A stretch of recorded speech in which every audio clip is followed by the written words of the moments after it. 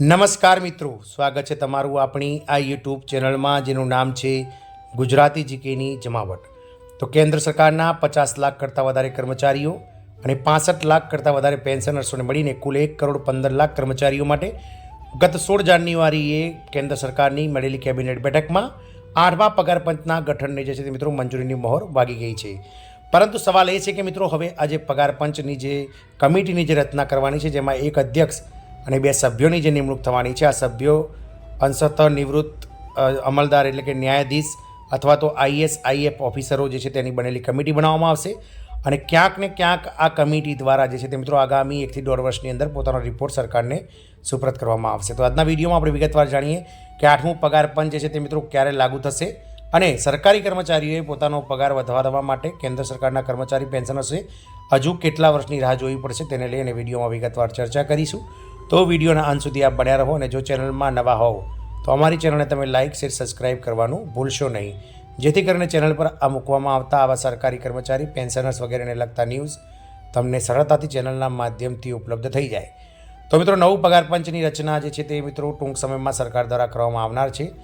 આશાઓ એવી સેવાઈ રહી છે કે આવનારા 15 માર્ચ પહેલાં જે હોળીનો તહેવાર આવે છે તે તહેવાર પહેલાં મળનારી કેબિનેટ બેઠકમાં આ જે કમિટી છે, જેમાં એક અધ્યક્ષ અને 2 સભ્યોની બનેલી 3 કમિટીની નિમણૂક નામ સાથે સરકાર દ્વારા કરી દેવામાં આવશે. અને આ કમિટી દ્વારા મિત્રો 1 થી 1.5 વર્ષની અંદર સરકાર અલગ અલગ જે ગુજરાત સહિત જે વિવિધ રાજ્ય સરકારના કર્મચારી યુનિયનો, પેન્શનર્સ યુનિયનો, કેન્દ્ર સરકારના જે કર્મચારી યુનિયનો તેમજ જે જોઈન્ટ કન્સલ્ટેટિવ મિશનરીના સભ્યો છે અને દેશમાં આર્થિક જે વિકાસ ચાલી રહ્યો છે તેનો, જેમાં ફુગાવો, મોંઘવારી વગેરેનો અભ્યાસ કરી અને એક ફિટમેન્ટ ફેક્ટર પરિબળ નક્કી કરી અને વર્ષથી 1.5 વર્ષની અંદર પોતાનો રિપોર્ટ સરકારને સુપરત કરવામાં આવશે. તો જાણીએ નવું પગાર પંચ ક્યારે લાગુ થશે.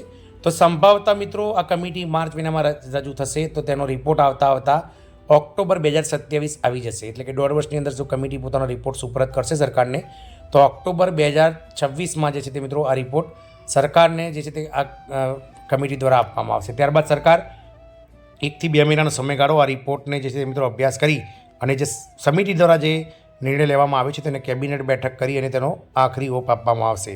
તો સંભવતઃ મિત્રો જે નવું પગાર પંચ છે તે કર્મચારીઓને વર્ષ 2027માં મળશે.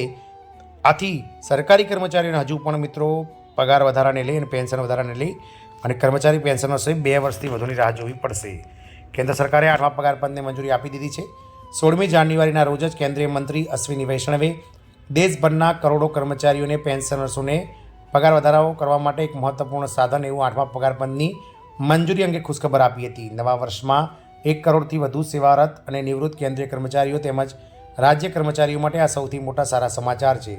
કર્મચારીઓના પગારમાં જંગી વધારા માટેનો માર્ગ હવે મોકળો થયો છે. વાત કરીશું મિત્રો કર્મચારીના પગારમાં સુધારો કરવા માટે પગાર પંચની રચના કરવામાં આવી છે. કર્મચારીના પગારમાં સામાન્ય રીતે દર 10 વર્ષે સુધારો કરવામાં આવે છે.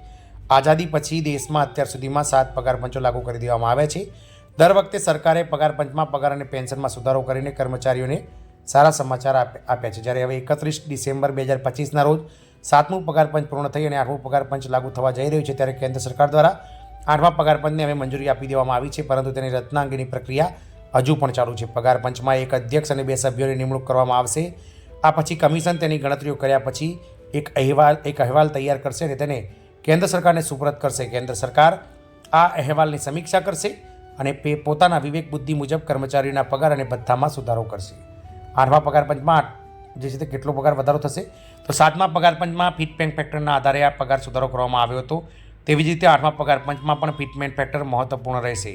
7મા પગાર પંચમાં લઘુત્તમ પગાર જે 7,000 રૂપિયા 6ઠ્ઠા પગાર પંચમાં હતો તેને વધારીને 11,000 રૂપિયા વધારો કરી 18,000 રૂપિયા કરવામાં આવ્યો હતો. આ વખતે ફિટમેન્ટ ફેક્ટર 1.92 થી 2.86ની વચ્ચે રહેવાનો અંદાજ છે. આ મુજબ પગારમાં 92% લઈને 186% સુધીનો વધારો થશે છે. એટલે કે કર્મચારીઓનો લઘુત્તમ મૂળભૂત પગાર જે 18,000 રૂપિયાથી વધીને ઓછામાં ઓછો 34,560 અને વધુમાં વધુ 51,480 રૂપિયા થઈ શકે છે. નવા પગાર પંચ માટે તમારે 2 વર્ષની રાહ જોવી પડશે.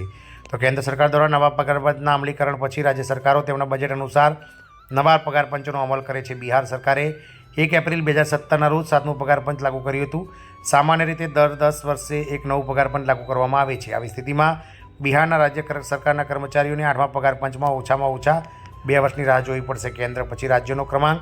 તો કેન્દ્ર સરકારે 8મા પગાર પંચને મંજૂરી આપી દીધી છે. એવો અંદાજ છે કે 2026માં તેનો અમલ કરવામાં આવશે. હાલમાં એ વાત ચોક્કસ છે કે ઓછામાં ઓછા 1 વર્ષ લાગશે. 26-27ના બજેટમાં કેન્દ્રીય કર્મચારીઓ માટે સુધારા પગારની મુજબ જ ફાળવણી કરી શકાય છે. આયોગની ભલામણો આ વર્ષના અંત સુધીમાં અથવા તો 2026ની શરૂઆતમાં કેન્દ્ર સરકાર સુધી પહોંચશે. તો કેન્દ્ર સરકાર જે છે તે મિત્રો 8 રાજ્યો 8મો પગાર પંચનો અમલ કરશે. નવા પગાર પંચની ભલામણો 1 જાન્યુઆરી 2026થી ફેબ્રુઆરી-માર્ચ 2026 સુધી લાગુ કરી શકાય છે. આ પછી રાજ્યોને નવા પગાર પંચની ભલામણો અપનાવવા માટે માર્ગદર્શિકા પણ આપવામાં આવશે. કેન્દ્રની માર્ગદર્શિકા પછી દરેક રાજ્ય તેમના બજેટ અનુસાર 8મા પગાર પંચનો અમલ કરશે.